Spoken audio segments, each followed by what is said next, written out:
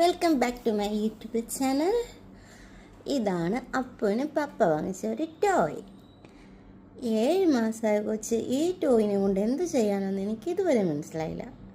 പിന്നെ ക്യാഷ് കൊടുത്ത് വാങ്ങിച്ചതല്ലേ എന്നോർത്ത് ഞാൻ രാവിലെ തൊട്ട് വൈകിട്ട് വരെ ഇതിനോടങ്ങ് സംസാരിക്കും.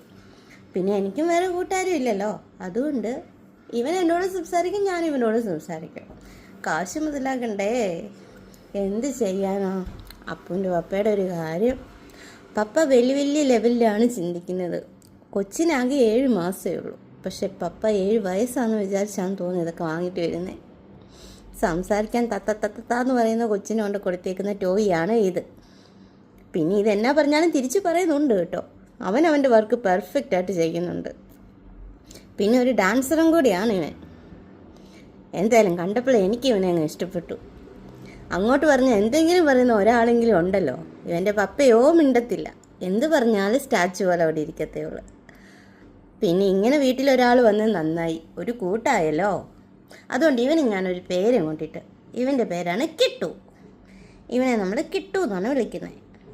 ഇവനെ കിട്ടു എന്ന് വിളിച്ചാൽ ഇവൻ തിരിച്ച് നമ്മളെ കിട്ടു എന്ന് വിളിക്കും. അതാണ് ഇവൻ്റെ സ്വഭാവം. എന്തായാലും ഇവനെ കാണാനൊരു ചന്തമൊക്കെ ഉണ്ട്. പിന്നെ ഇവൻ്റെ കുണുങ്ങിക്കുണുങ്ങുള്ള വർത്തമാനം കേൾക്കാനും നല്ല രസമാണ്. സുന്ദരനാവൻ. പക്ഷെ എൻ്റെ അപ്പുവിന് ഇവനെ ഭയങ്കര പേടിയാണ്. അപ്പു ഇവനെ നോക്കി എങ്ങനെ ഇരിക്കും കുറച്ച് നേരം, പിന്നെ ഒറ്റ വിടിയില്ല.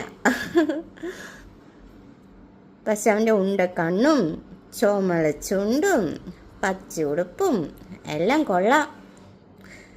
എന്നാൽ പിന്നെ ഈ സുന്ദരൻ്റെ കൂടെ ഇനിയുള്ള ജീവിതം അങ്ങോട്ടാവട്ടെ, അടിച്ചു പൊളിക്കാനായിട്ട്. ഇനി ഇങ്ങനെയുള്ള ടോയ്കളൊക്കെ പപ്പയുടെ ഭാഗത്തുനിന്ന് പ്രതീക്ഷിച്ചാൽ മതി എന്നാണ് തോന്നണേ. എന്ത് ചെയ്യാനാ, അപ്പുയുടെ ഒരു പപ്പയുടെ ഒരു കാര്യം. ഇങ്ങനെ ഒരു വീഡിയോയിൽ നമുക്ക് അപ്പുവിനെയും പപ്പേനെയും പരിചയപ്പെടാം. ഓക്കെ.